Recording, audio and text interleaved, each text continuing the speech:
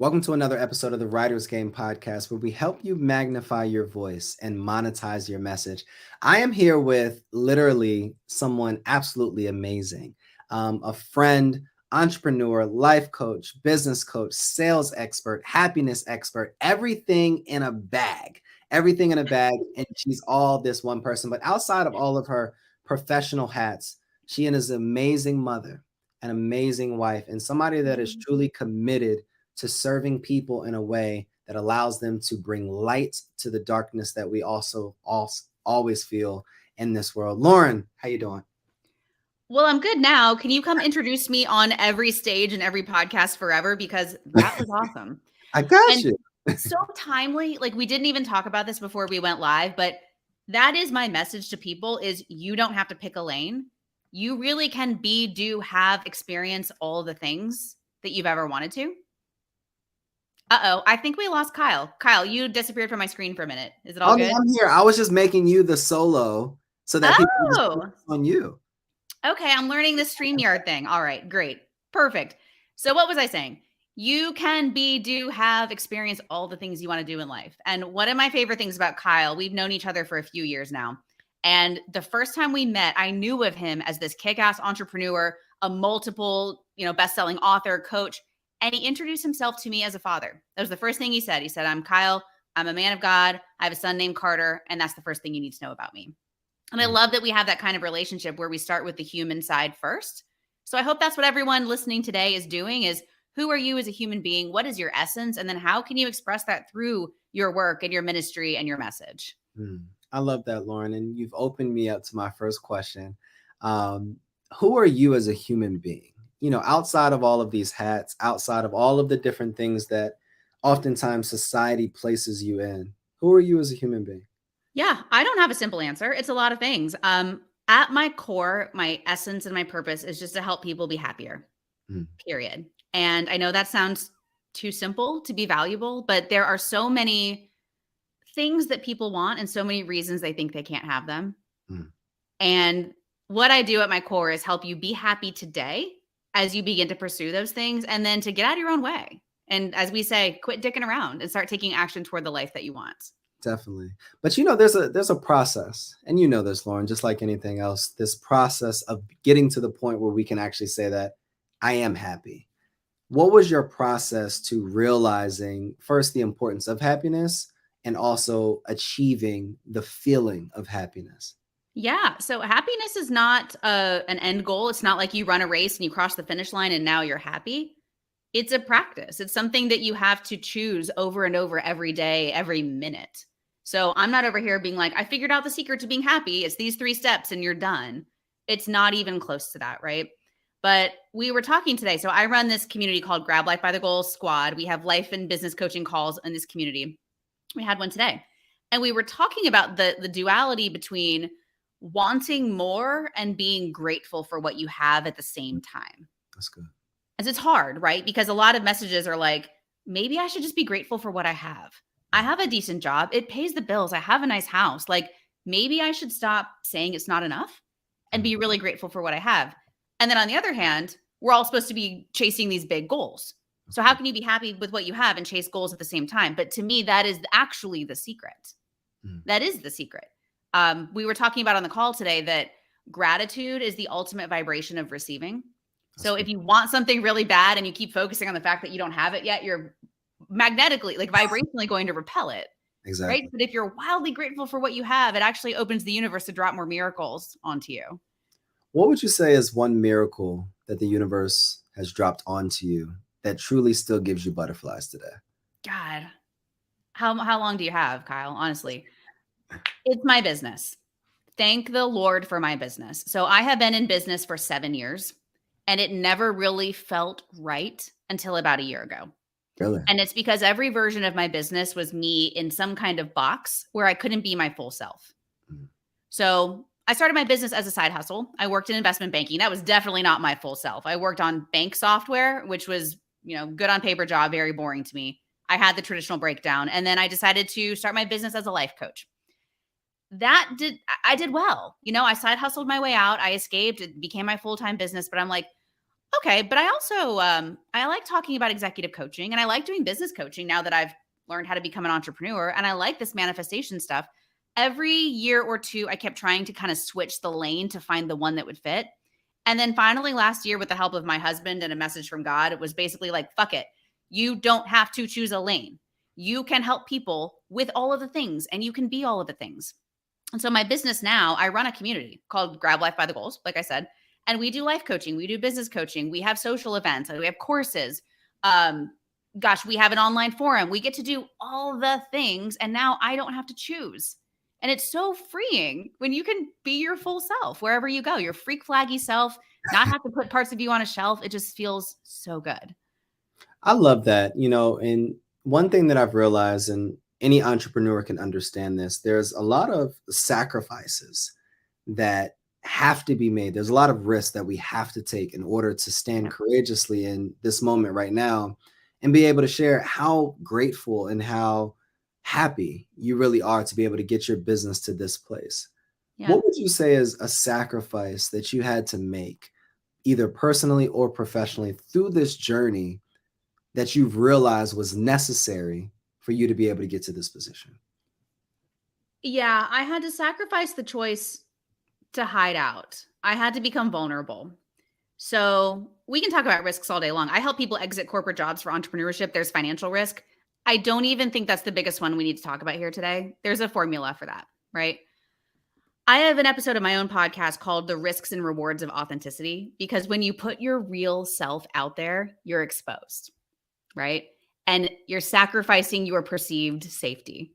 So, for instance, when I came out of the closet from being, investment banking girl to life coach, and then when I came further out of the closet as like, oh, she uses spicy language. Did she just say another F bomb? Was that a penis joke? Like, even further out of the closet to like, yeah, not only am I a life coach, but I'm a business coach and I'm good at all these things. Like, just being your full self, you open yourself up to judgment from yourself and from others. And so the sacrifice of that perceived safety, that cloak of anonymity, or you're putting your real self on a shelf, is scary as hell. Wouldn't you say, Kyle? Like, have you been through that? Like, really, Kyle has some really, really deep, intense stories about his life, and he puts them out there. And I'm curious if you experience that too, Kyle, that like the risk of really putting yourself out there. Oh, 100% every single day, right? Yeah. I was talking to one of my coaches earlier this morning, and the conversation was around, I was talking to him about a big decision I'm getting ready to make. And he was asking me, he said, March 9th, 2024, what are 3 areas that you would want to be able to communicate that you are, right? Or where you are in your life? I said, well, I want to be a full-time speaker. I want to be able to write either as a contributor for a major publication or write and release my own books. And then number 3 is either an evangelist or philanthropist, meaning I want to leverage my platforms to either donate or give to people. And then personal things is a husband and a father. And that's all. Mm-hmm. And he asked me an amazing question to follow. And he said, out of all of the things that you want, I want you to also think about all of the people, the clients, your family members, your relationships, your friendships in your life right now. And if you zeroed in and lasered into becoming that person 12 months from now, can the people around you support all of the different things to be able to get you to that point? Right. In regards to affirmation and encouragement, skill set, grit, resiliency, understanding, all of the things that you need to be able to get you to that point. And I said, no. And he said, out of all of the people that are around you, how many of those people could probably help you? And I said, 1 to 2. Wow.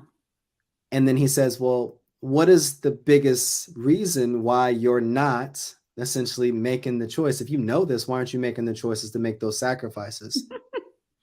And we got to the root cause of, I understand that I am giving in a charitable way because I needed this when I was growing as an entrepreneur. Yeah. A responsibility to bring certain people on this journey along with me. And what he revealed to me is that those certain people that you're charitably contributing to are now serving as the distractions that are hurting you from becoming that person 12 months from now. Damn. Don't you love coaches? I know. So anybody listening right now, sometimes the things that we're holding on to sometimes the willing of, or this idea of not being willing to take a risk or take that jump is the very thing that if you did it, you would become the person that you're actually wanting to become. Lauren, that brings me to a question. When you think about Lauren 1 year from now, 6 months from now, how would you describe that person, and what things do you need to sacrifice now so that you can become that person? Okay. You said you weren't going to make me cry today, but we might. We might. Okay. Well, it's funny you say that because I am writing a keynote speech for a big talk here in Charlotte, and I was thinking about how am I going to open this speech? And it's this. It's, you know what pisses me off more than anything in the world? Like literally more than anything is that I am only using a fraction of my potential. And that pisses me off. And I know a lot of people would look at me and be like, why would you say that? You have this great life and a successful business. Why do you feel like you're only at a fraction of your potential? And Kyle, I know you and I share this in common. We have been given great gifts, right? We have a gift that can actually shape and support humanity. That's my purpose, is to create a seismic shift in humanity where people stop feeling like they can't have what they want. And like you, I have a big vision a year from now to be on large stages, arenas, book, large audience, not for vanity reasons, but so that I can say things that inspire people and they go, oh shit, yeah, I have been dicking around. I think I'll take that first step today. Okay. So that's the vision, is to have a platform where I can channel these messages from the universe, from my community out to serve others. What's standing in the way? My own bullshit, my own excuses and bullshit. Okay. So I practice what I preach. I say this to my clients. I'm like, look, I see your greatness. You're not even scratching the surface. Let's freaking go. And I need to do it for myself. So what will I sacrifice this year? Hiding out. I love that. Not doing things that scare me. Like Kyle is out in these streets booking huge speaking engagements. And I'm like, why aren't I doing that? Like you just told me the story before we went live. And I'm like, I am letting my fear, or I'm not qualified, or, you know, whatever stories run the show. And it's literally robbing humanity. And that's pissing me the fuck off. So this year I'm going to drop my own bullshit. Oh, Lauren, you spoke to me just now. I think that a lot of times, Lauren, and we've realized this, our feelings, limiting beliefs, and sometimes our barriers are not our own. Yeah, that's true. What would you say your belief that you're not doing this right now, where did that belief that you're not good enough come from? So I've pinned it down to this phenomenon called the subconscious fear of success. And it comes from a book called The Big Leap by Gay Hendrick. So this is, Gay Hendrick is a world-renowned executive coach, CEO level coach. And he says the world's highest performers self-sabotage because they're afraid of feeling the goodness that they would experience if they reached their goal. Wow. Like they're afraid they couldn't be with that much goodness. So they self-sabotage. Wow. Because you know what? Like I know that when I go all in on this, it's going to work. And so something about that is freaking me out. Like, am I worthy of it? Do I deserve it? Like there's probably something deep down in the subconscious holding me back. But I know like you're going for it and it's working, right? Of course. Yeah. What would you say? Did you ever experience that? Did you ever experience the fear of like, can I really go for this? I do every day. Yeah. Yeah. I do every day. And I think, you know, one thing that I always ask other people that I started asking myself is, if you don't go for it, whether you don't build that business, whether you don't write that book, whether you don't go after that idea, who doesn't get to their destiny because you didn't go for yours? Right. Because I said this, you know, at your speech, I believe that our obedience is attached to somebody else's destiny. If we're not focused and we're not purposeful and we don't get to the place that we were called to go, somebody else doesn't benefit from the fruit of our labor. I know. So who negatively is impacted because you weren't courageous or inspired or resilient enough to actually go for it in your life? When you think about all of the things that you've gone for, Lauren, when you think about this person that you have become, what is some encouragement or affirmation that you wish you would have had on this journey of becoming who you are today? Let me make sure I understand the question. So what messages do I wish I received earlier in the journey? Is that what it is? Of course. Yeah. Okay. Good question. I'm never prepared for Kyle's deep questions. I think it's related to what we're talking about here. Because I have gone for big things. I'm probably making myself sound like a big slacker, like I'm hiding out on my couch all day. I have escaped corporate and started my business and held a huge conference and spoken on stages and been on TV and done all the things, right? Your fear is way worse than any failure would be. You know what I mean? Like, I failed so many times and it's not that bad. So that's what I wish like my younger self could have heard, my baby entrepreneur self. Maybe the future version of me is sending this message down today, which is like, just go for it. Who cares if you fail, right? But the opportunity cost of not going for it is great. It's grave, in fact. Like you're saying, if you don't go for your purpose, not only are you robbing yourself of the life that you want to have, you live with the regret of inaction, which is haunting. You do not serve humanity. So you robbed them. You robbed yourself. It sucks. And all of the different, not just sacrifices that you've made, not just risks that you've taken, but mistakes that you've made. Yeah. What is a past mistake that you've made that taught you most about yourself? You know, I had a really tough year in my business in 2021. And it's because I didn't trust myself.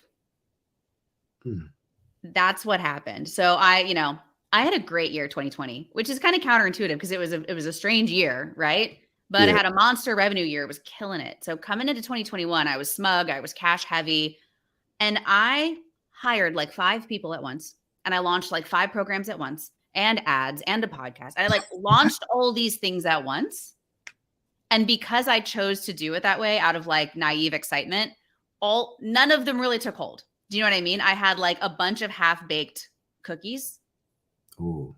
And I looked up 3 or 4 months later and was like, oh shit, where's the money, right? I've been spending all this time launching, hiring. The thing I forgot to do during that period was sell, right? So these programs that I launched didn't have enough people in them. And these ads to this course I was running didn't sell any courses. And so I'm like, I was busy, but not focusing on what made a real difference. You know, and I teach this to my clients now. Thank God for this war story because they do the same things. They want to go focus on things that don't actually move the needle. They want to hide out behind busy work. Of course. I think that's a lot of entrepreneurs. I think that's so many of us where we're trying to create instead of going deep in the current thing that we have, right? And I think that we do that in life as well. We take on so many different things personally so that it essentially puts a shadow to the things that we actually need to work on. And, you know, I think that kind of it just brought another question to me in regards to your life, right? Sure. What is something that you wish people asked more of you that would allow you to fully express who you are even more? What do I wish people asked more of me? You know what, Kyle, it's the shit that you ask me, honestly. Honestly, I mean this. Whenever I go on podcasts and whatever, people ask how I did it, how I was successful. And then that gives me a lot of opportunity to be like, well, I built this business and it's gone really well and now it's lucrative. I wish more people asked about the grimy shit. I wish people asked about the failures and how you recover from them. That's good. And you do that for me. Every time I'm on your podcast or we do a live or something, it's like, no, let's talk about the real stuff. Yeah. So I wish more people were like, when's the last time you had a mental breakdown? I'd be like, yesterday in the shower. Right? I am not here for perfection. And one thing I believe my clients, my community love about me is I'm like, look, y'all, I had a shitty sales day yesterday. I'm right here in the trenches with you. I know what this is like. I'm not here on high teaching you the way to do it. I'm modeling resilience, period. That's all I do. Of course. When you think about your story, when you think about your ability to bounce back after failure, when you think about all of these different things, I think a lot of times we can't progress forward until we close chapters of our past. Good point. what are the things that you haven't dealt with in your past that are limiting or preventing you from moving forward in your future? Oh shit. Okay. Between you and me and the internet, I'm probably not over getting fired in 2015. Interesting. Which is crazy because that's what started this whole journey. The logical side of my brain is like, well, if you never got fired from your dream job, you never would have had the mental breakdown that led to you starting your own business. And now you're here. So you should be grateful for getting fired. And Wow. I still drive by that office most days of the week and I still have feelings about it. Talk to me about that. Where does that feeling come from? And for anybody who doesn't know online, walk me through, once you found out you were getting fired, Yeah. walk me through the emotions that were created after that, and then what helped you get to this point. So it was feelings of, at the core, you're not good enough. Mm, Because I worked my ass off. I tried really hard, and the harder I tried, the worse I did, honestly. mm, Like, I'm not even saying they were wrong for firing me. They probably weren't. I kind of took on way more responsibility than I could handle. Sound familiar? Like that story I just told you, of course. launching 18 rockets at once. So I kind of did that in this job. It did not work out. They were not totally wrong for firing me. Um, but it triggered the like A+ students. You know what I mean? The identity of the, in my prior role, I was this like big ass tech leader. I was well known as being good at my job. And then over here, no, you're not good at your job. You got fired. It's identity shaking. Mm, And the flaw in that plan was tying my identity to my job. that's good. Yeah. Talk to somebody right now that has tied their identity, maybe not just to the job, but to being a husband or a wife, being a mom or a dad, being this corporate leader or this Yep. entrepreneur. Talk to us about how we can find who we actually are at the core. Yeah, and I still make this mistake, right? But all of us do. A lot of us out here in this entrepreneurship land are tying our identity to how successful our businesses are, Wow. right? Or your corporate job title. I come from investment banking in Charlotte. That's an identity, trust me. Or if your only identity that you've had for a while is a stay-at-home mom and you're feeling itchy, it's because you've put parts of yourself on the shelf. Mm, There is no one identity. that's good. You're a complex human being. You are like Kyle. Think about all the things that you are: Yeah. father, man of God, husband to be, right? Um, Inspirational leader, author, coach, fatherhood advocate, philanthropist. Like I literally could keep going on. I can't even keep all your identities straight because you're so multi-layered, Of course. right? And I want everybody listening to know that about you too. Yeah, you may kick ass at your job, but that's not who you are. Mm, You may run a successful business, but it's not who you are. It's part of the recipe. It's part of the gumbo, but it's not like everything. And I think that's really hard because, like I said, I grew up in investment banking. I worked with people who were there for 20, 30 years. And all their friends were fellow investment bankers. And all they talked about was how much money they were making in investment banking. And like it was the identity. And that's why people burn out and go nuts. that's good. That's good. When you think about all of your identities, and you Mm-hmm. set me up for this one, Laura. When you think about all of your identities, if you could only keep one identity, which one would you keep and why?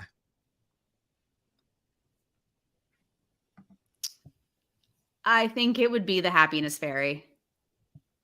I think that's what it would be. I was going to say goal activator, but I think that's my standard polished answer. I think the real answer is somebody who has the ability to make people happy, including my husband, including my children, right? First and foremost, including my damn self, Mm. including my damn self, right? People forget that they're their own happiness fairies and that they actually can make themselves happy. Of But course. I do believe, I mean, I am a disciple of the happiness advantage by Sean Acor, the Harvard backed research that Mm, happiness is the performance edge of a lifetime, mm, right? So if I could just turn around making people happier, I know they would be better in their lives. They would be better leaders, employees, parents, in relationship. I mean, they would be better in every area of their life if they could be happier. So that's what I would do. And as you know, like I'm the storyteller. Um, and when you break down a story, it's obviously the beginning, which you've talked about, the rise and then the climax and then the fall and then the conclusion. But I think in the period of the climax in any book or any movie, it's the transformation and this process of the character, really transforming, and then it reshapes or shifts how the movie is directed. Hmm. You think about your story. What's been the climax of your story? That moment, that season that woke you up to who you truly were called to be. Is there just one? How does this work? Talk to me. If there's multiple, talk to me. I mean, I think I'm capable of a multiple climax, but that's just me. I love it. Is this streaming to LinkedIn? That might not have been LinkedIn appropriate. Okay. Hi, LinkedIn. No. Yeah, the one that comes to mind is March 31st of last year, which is my husband's birthday and the day before my birthday. And it was the minute I surrendered to the universe or to God or whatever language that you use. So again, I've had a great run as an entrepreneur, but it was on that day I sat down on my back porch with my husband and I just looked at him and I was like, I don't want to do this anymore. I don't know what I want to do, but I know it ain't this. And at that time I was teaching Slay Your Side Hustle, a very successful course, a 90-day business launch boot camp. I've made hundreds of thousands of dollars off of this course. Tons of people have gone through it. There was no reason that I shouldn't have continued it, except it was not enough. It was just not enough. And so I looked at him, and for the first time, I think I let go. I think I let go of trying to figure it out. And I just looked at him and I go, what do I do? And I swear it was the voice of God speaking through my husband. And he goes, do it all. Oh. And I said, what do you mean? And he was like, you want to host conferences, you want to speak, you want to travel, you want to coach, you want to do a podcast, like you want to do all these things, do it all. And I said, what's the business model there? Like I tried to do it all last year, remember? And that kind of like blew up in my face. And he said, do a membership. He goes, I just signed us up for a membership for real estate investing. It's $6,000 a year. And here's what it includes. I was like, you did? You spent $6,000. We didn't talk about that. But he's like, do it all. Your people want it all. And it made me, I don't know. I think it was the voice of God. And so I go, yeah, I can do it all. I do not have to pick a lane. I do not have to pick an identity. I do not have to pick a niche. I don't have to pick a delivery mechanism. I have a membership where it all exists. So I launched that right after. I mean, literally April 1st, the following day was my 39th birthday. It's on. I spent 6 weeks setting it up, hiring, recruiting. It launched. And now less than a year later, we've got 70 active members. That's crazy. It's freaking awesome. I wish we had the button like the do button. Like, yes, that thing they have at the event. That is amazing. So for somebody listening in right now, Lauren, that is hearing that daily, that do it all.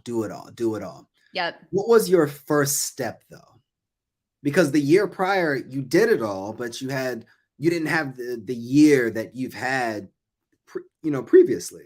Yeah. What was your first step to this process, and then the following steps that led after that allowed you to get 70 members in your community?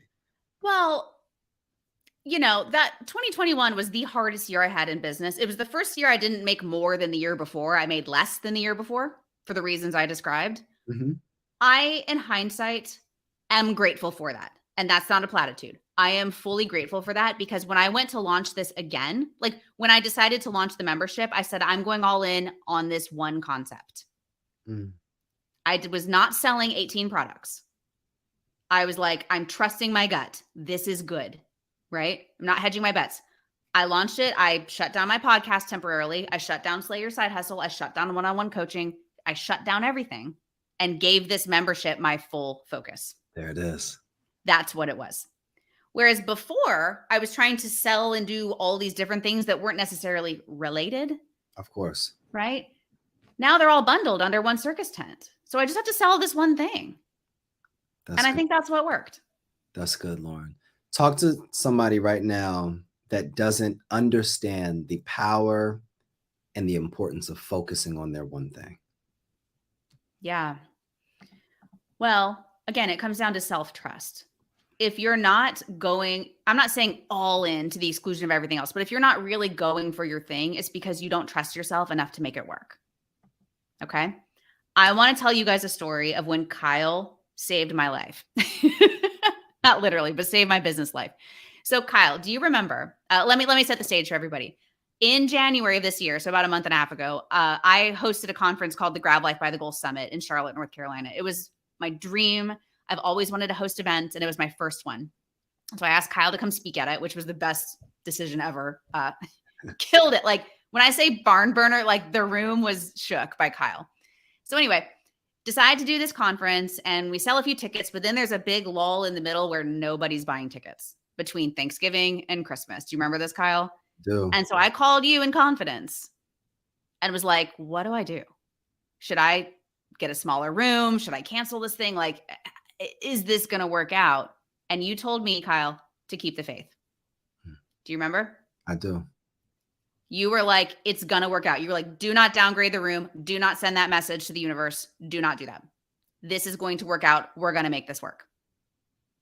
And so I'm so thankful for you. And this is a message to anybody listening, to get supportive people like Kyle who will support you like this. Because I don't think if it were not for that conversation, I think I would have downgraded to a smaller room and just kind of gone small. But instead, keeping the faith worked. We packed the room out. There was over 100 people. It was an amazing, like, otherworldly experience. I had 16 people join the squad, which is that membership, within 24 hours. So a huge, like, 6-figure moment. And it's all because I kept the faith and because I had people like Kyle support me in it.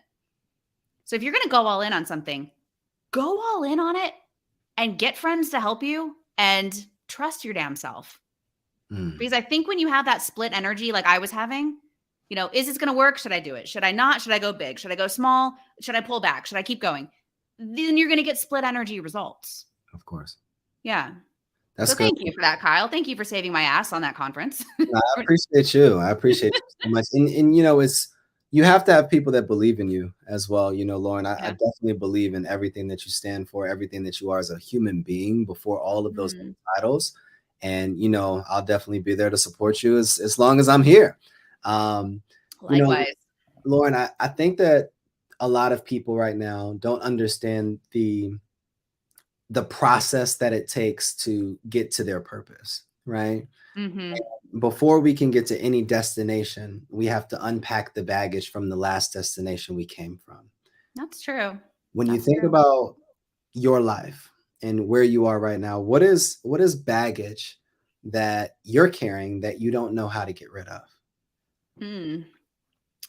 It's tying my worthiness to results. So, easy example in business. If I am doing well in sales, I feel like I'm doing a good job at business. And if I'm not doing a good job at sales, I feel like I suck. And you can imagine each of these spirals in their respective directions, right? Like when you're feeling good about yourself, you're selling. And so you feel good about yourself and then you sell. Great, right? Until the opposite happens. You have a few weeks where you don't close anything. And then you're like, wow, I suck. And then because I suck, I actually don't go out and sell. And you know, right now, I have truly, Kyle, I'm trying to fix this. I have a business where the health of the business is very tied to my emotional state. That's a damn risk, right? That's a damn risk.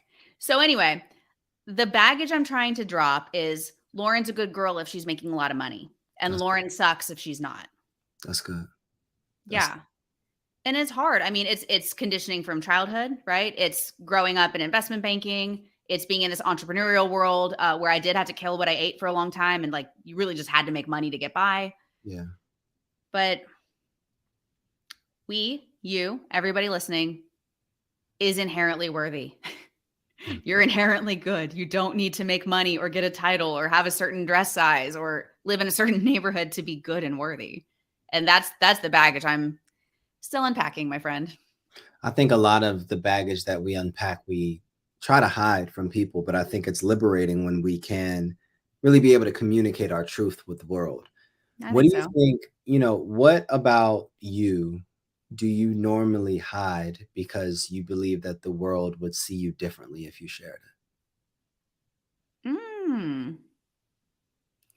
I mean, we're talking about a lot of it here, which is why I love and hate coming on your podcast. Just kidding. I absolutely love coming on your podcast. I don't know, if we're getting really personal, I have a lot of insecurities about my appearance. And so if I don't know, I feel like I don't look good, I don't want to go on stage or go on social media or things like that.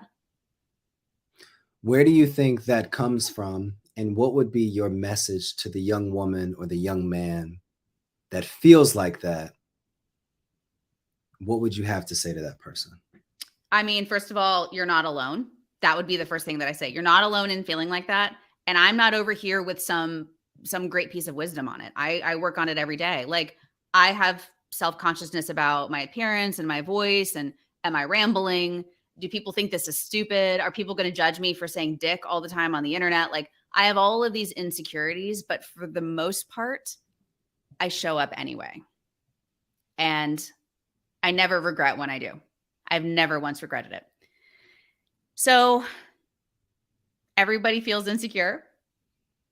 But again, we've been saying it on this whole podcast, like, don't rob the world of your gifts because of your own insecurities. It's when we're doing that, we're making it about us instead of about the people we're trying to serve. That's good. That's good. Lauren, you have single-handedly transformed people's lives. I've seen it in real time so many different times. And I just want to give you your flowers and say how amazing, how thoughtful, how worthy, how valuable you are as a human being, and that we see you, I see you, and I'm thankful that you continue to use your gift in a very unique way to be able to transform people internally as well as professionally, so that they can be able to not just grab life by the goals, but become better human beings collectively. Yeah. And as you think about, if you had 30 seconds, just 30 seconds to share any message with the world, what would you say? It is your moral obligation to live the best life possible for yourself. And I say a moral obligation because the better life you create for yourself, the better you can serve the world. So it's a worthy pursuit to become wealthy. It's a worthy pursuit to be happy. It's a very worthy pursuit to take care of yourself and to do what the hell you want and to not stifle your desires and to not be yourself. Your number one job on this planet is to have the most excellent, exquisite life you can imagine. And that is an act of service. I think we try really hard to focus on acts of service, and they come from a place of a half-empty cup. They come from a disempowered place, right? Our fears run the show. We're trying to serve, but we're afraid all the time. I am too. I've been telling you this whole podcast. But if you can live to your fullest expression in line with your values, you will serve at an exponential rate than if you were trying to just eke it out and squeeze it out from a tired, dragged, disempowered place. There it is. That's all I got. There it is. There it is. You are so much and more, so much and more, but you know this. Tell us where the world can find you, and how can we support you as well? I will. And Kyle, I received those flowers. I want to give them back to you. Your talk, I mean, you've changed the lives of my community in many, many ways. I want to point out how your talk at our summit is still reverberating through the squad. We still talk about it almost every day. There are people who are talking about that talk every day. So please follow your calling and speak on stages of millions. I will be there to support you. Okay, where can people find me? LaurenWidrick.com is my website. It's the home base. I also love Instagram. So just go on Instagram and find my handle at Lauren Widrick. We do lots of cool things. So I have this annual membership if you're interested in that. If you want to dip your toe in, we do things like happiness sprints, sales sprints, business boot camps, a quit dicking around challenge. And we're having another in-person summit on June 24th in Charlotte, North Carolina. So just come find me on Instagram and we'll say hi and we'll make friends. I love it. I love it. I love it. I love it. Lauren, thank you. Thank you so much for tapping in with us today. Anybody listening right now, I want you to go follow Lauren on all platforms. I want you to go buy at least 3 tickets to her next event because it was absolutely amazing. Join one of her challenges or one of her sprints. Support her in all the ways, all the ways. But if it's your first time on our channel, I want you to subscribe to the channel, like this episode, share it with at least 3 people so Yep. that they can be able to grab life by the goals and get a chance to get to know Lauren as well. This is another episode of the Writer's Game podcast where we help you monetize your message and magnify your voice. And we'll see you guys next episode.